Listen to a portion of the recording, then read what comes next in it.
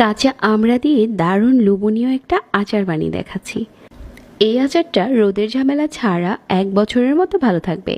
আচার বানানোর জন্য 1.5 কেজি আমড়া আগে থেকে ধুয়ে নিয়েছি, আর এভাবে করে পিলার দিয়ে খোসা ছাড়িয়ে নিচ্ছি। খোসাটা একটু পাতলা করে ছাড়ালেই উপরের যে সবুজ আবরণটা থাকে ওটা থেকে যায়, তাহলে আচারটা কিছুটা টক ভাব আসে। তো এভাবে করে স্লাইস করে নিচ্ছি। আপনি আপনার পছন্দ মতো যে কোনোভাবে স্লাইস করে নিতে পারেন।